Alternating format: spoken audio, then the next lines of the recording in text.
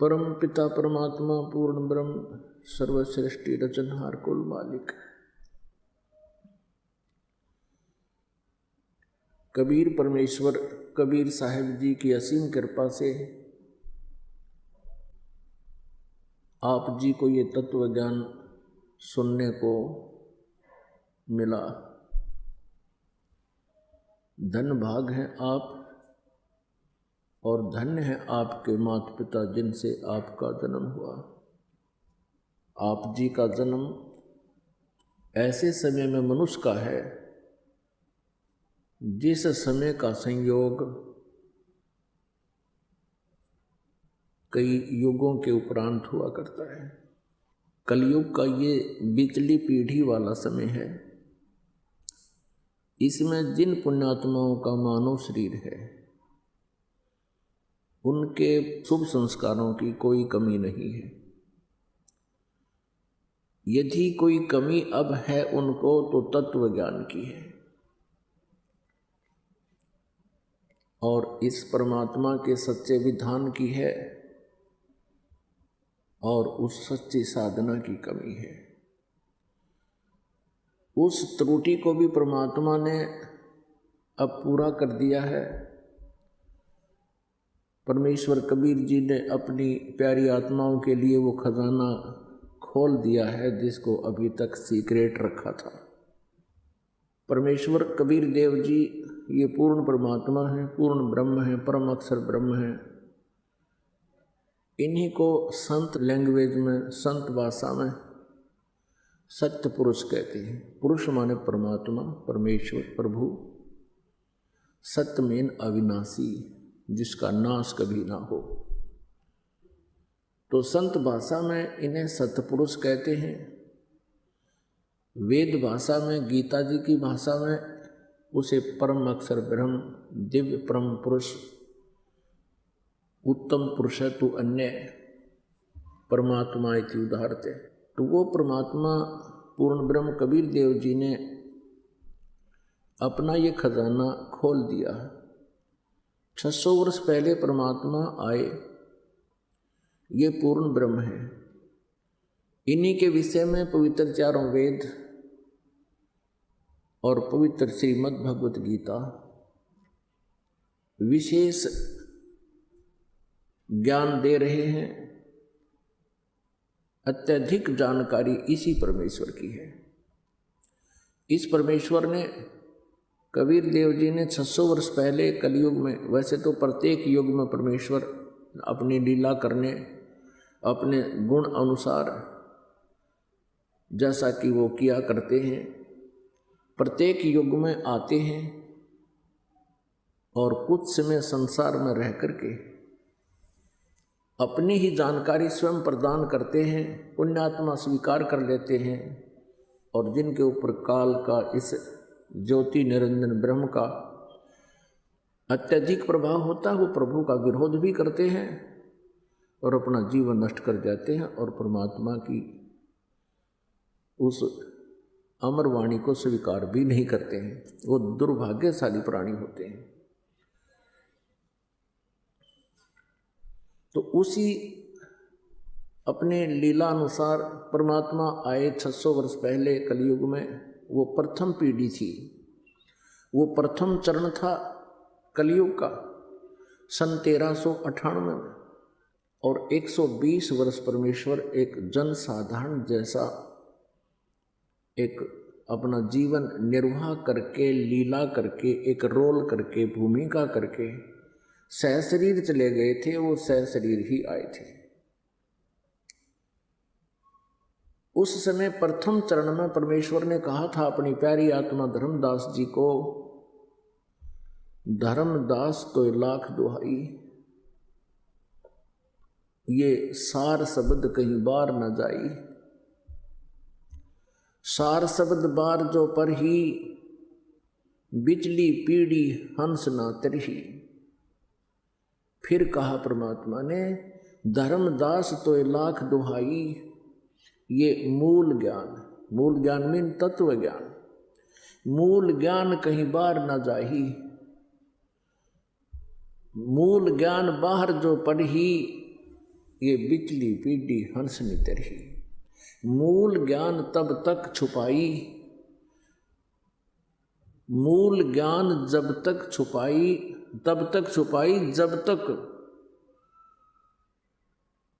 ये द्वादश पंथ ना मिट जाए। परमेश्वर ने कहा है कि धर्मदास,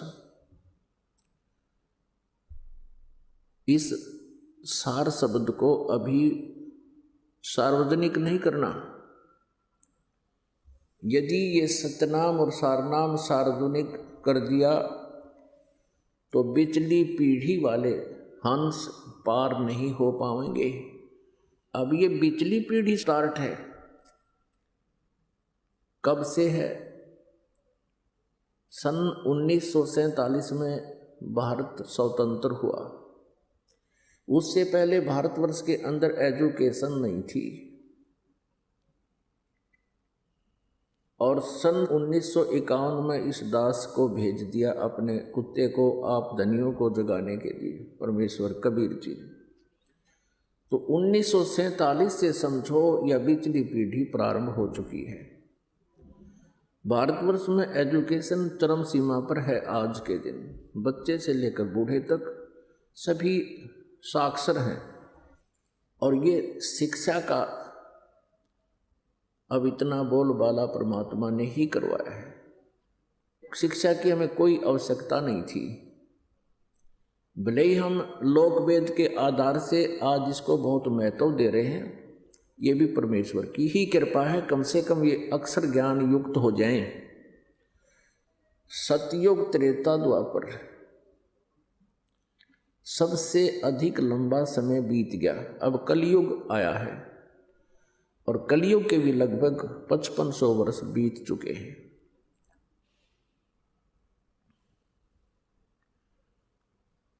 और जिस कारण से अभी तक आम समाज में शिक्षा नहीं थी, अक्षर ज्ञान नहीं था, और कितना अच्छा निर्वाह करके चले गए, कितना प्रेम था आपस में, कितनी नैतिकता थी प्रत्येक मानव के अंदर। बाहर का कोई भी व्यक्ति नगर में या गांव में आ जाता था, राह चलता, उसको एक विशेष प्यार के साथ रखते थे, अतिथि उसकी सेवा करते थे। और आज केस अतिथि आ गई है, आपस में भाई बहन का प्यार रहा ना, माया माया दिखाई देती है सबको। माता पिता के प्रति वो श्रद्धा रही नहीं, क्योंकि कृतघ्नता चातुरता आ गई इस शिक्षा से, और रही कई कसर इन फिल्मों ने काट दी समाज का नाश करने की। तो परमात्मा हमें याद दिलाते हैं कि इस कलयुग से पहले मानव शिक्षित नहीं था और बहुत अच्छा जीवन निर्वाह कर रहे थे।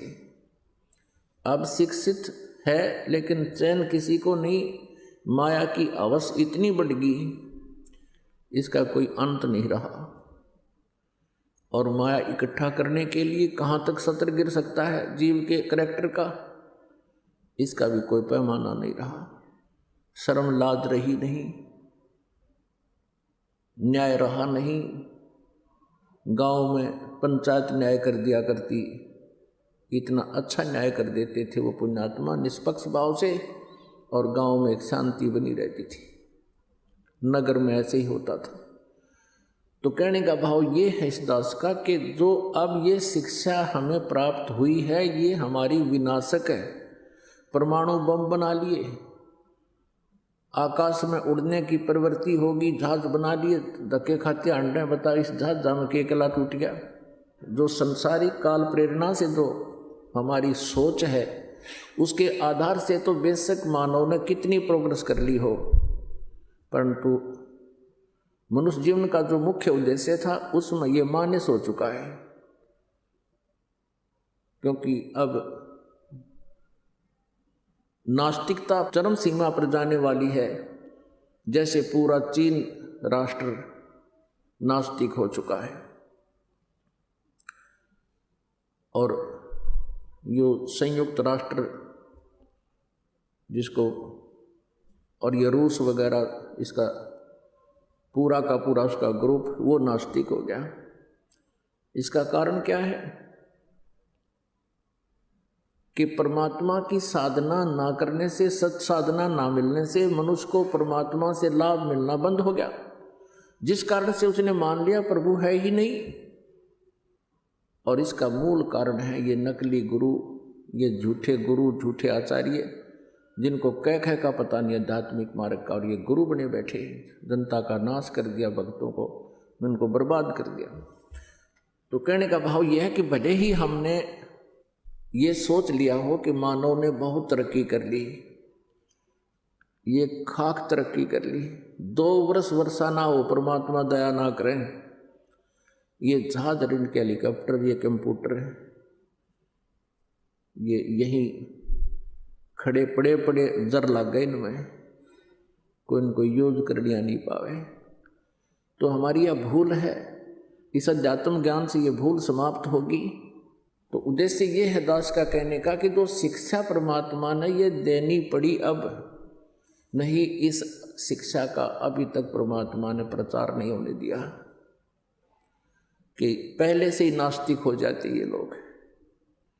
अब 50% आबादी मनुष्य जीवन मानव आस्तिक रह गया है, और वो पिछले संस्कार वश ही परमात्मा की चाह में भटक रहा है। उसको सही दिशा ना मिलने से ये काल के दूत, ऋषि, महर्षि, नकली गुरु, जिनको अपने सदग्रंथों का ज्ञान नहीं, इनके जाकर फंस जाते, और वहाँ से भी अब वो छिक चुके हैं, वहाँ से भी वो थक चुके हैं, हार चुके हैं, क्योंकि परमात्मा से लाभ उनको मिला नहीं। और वहाँ भी अब नास्तिकता पनपने लगी है। अब ये क्रिटिकल स्टेज आ रही है मानव की बिगड़ने और बढ़ने की।